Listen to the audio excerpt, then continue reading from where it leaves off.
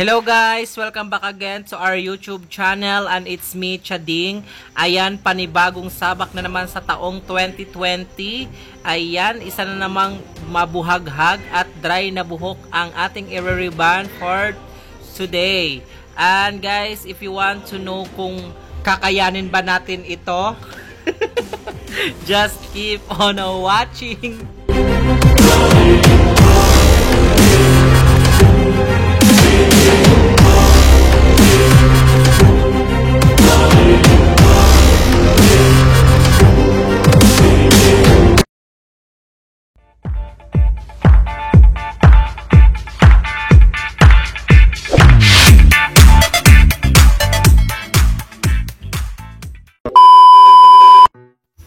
So, mag-start na po tayo mag-apply guys. By the way, ang buhok po ng ating client is 2 years nang hindi na re-rebond or 2 years nang nakalipas ang kanyang rebond. So, mag-apply po tayo from root to tip but wag po natin isasagad ang gamot doon sa anit para hindi po siya magkaroon ng scalp problem.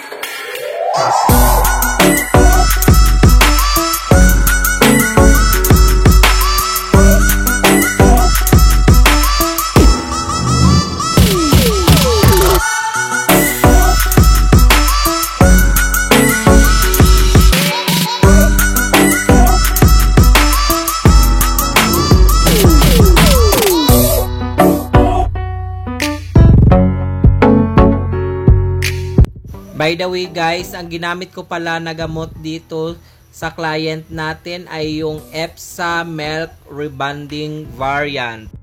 At kung gusto nyong malaman ang gamot na iyon, meron po akong in-upload dyan na Milk Rebonding ng EPSA guys. Just check it on my channel.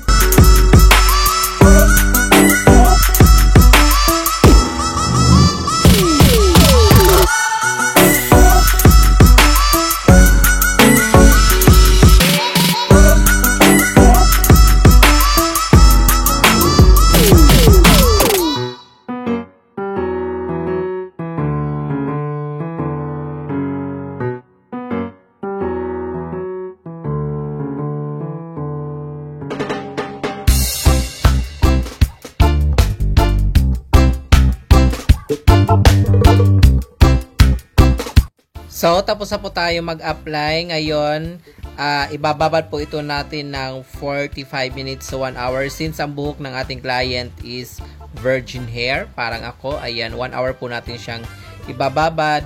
At babalikan po natin siya para i-hair test o mag-knot test po tayo. Then, if hindi pa siya naluto within 1 hour, extend po tayo ng ilang minutes guys. But, check po natin ang hair from time to time para malaman po natin if luto na or baka masubrahan naman po ang pagkababad ng buhok ng ating client. And after nyan guys, proceed po tayo sa pagbabanlaw and blower kung naluto na ang buhok. And bublower po natin siya ng 100% dry dahil pagkatapos niyan, paplansyahin na po natin ang buhok ng ating kliyente.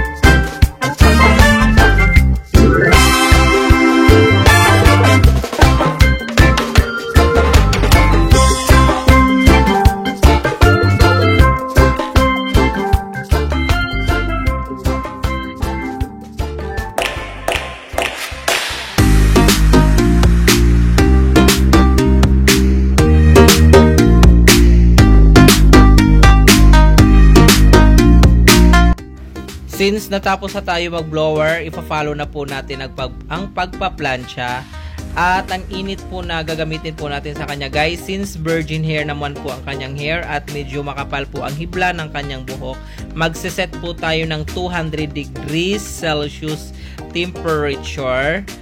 At siya nga pala guys, ang pagpa-plancha para mabilis maluto ang buhok sa plancha is dapat manipis lang po ang sectioning ng ating buhok or ang buhok ng kliyente pag tayo po ay nakaplansya.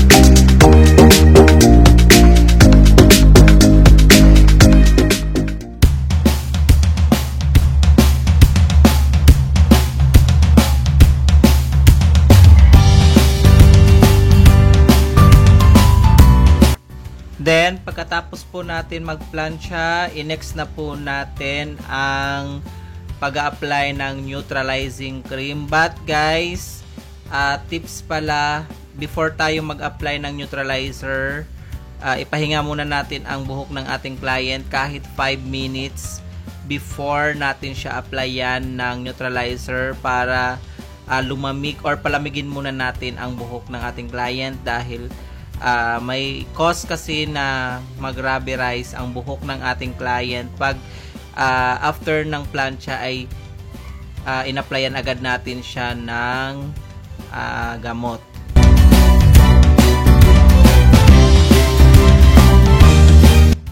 At siya nga pala guys, sa pag-apply ng neutralizing cream, wag po natin hahayaan na natutuyo ang gamot or wag po natin tipirin ang neutralizing cream sa buhok ng ating kliyente dahil once na tinipid po natin sa neutralizing cream, may pwedeng magkaroon po tayo ng back job. Kung nakikita nyo guys na medyo natutuyo ang buhok ng ating client sa neutralizing cream, as much as possible, dagdagan po natin ang amount ng medisina sa kanyang buhok.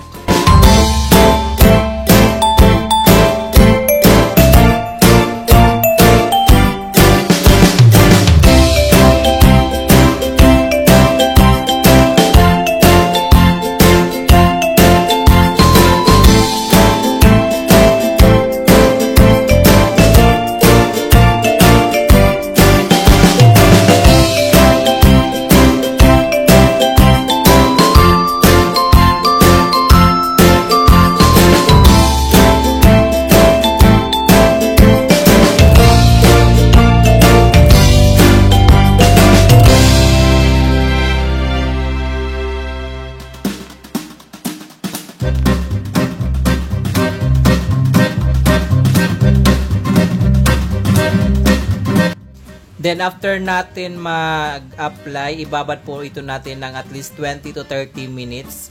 Then after nyan guys, banlawan po natin at isunod na po natin ang kanyang treatment. So ang kanyang treatment dito guys ay cellophane na may color shades na dark brown. So ayan guys, okay lang guys na mag-apply po tayo ng basa sa cellophane. It's okay lang guys kasi ang cellophane is a color treatment. Okay lang po siya guys na i-apply natin siya ng basa.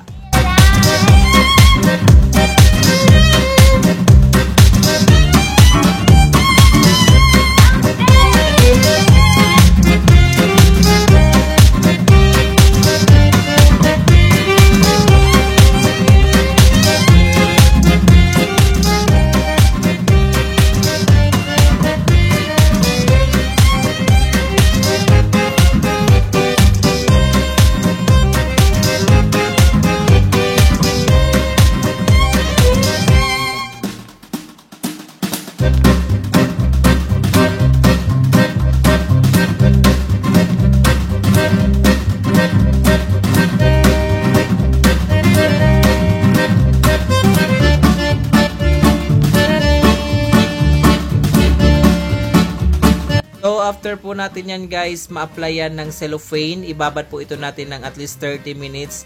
Then after nyan, pag naibabad na po natin ng ilang minuto, banlawan din po natin guys. At pwede po tayo maglagay ng conditioner or other treatment like hair spa or hair mask.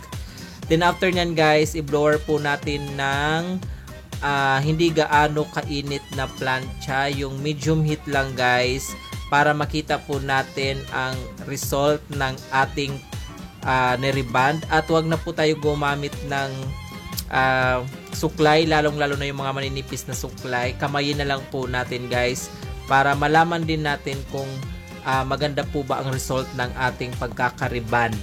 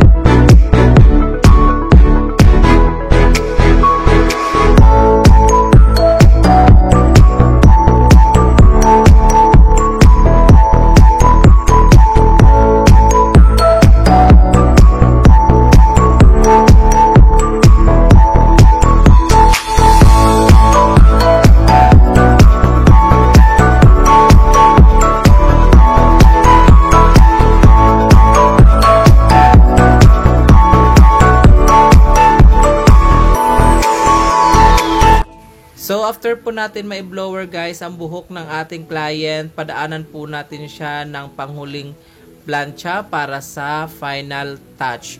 Siya nga pala guys, after ng rebond process, 3 days po siya bago natin siya banlawan.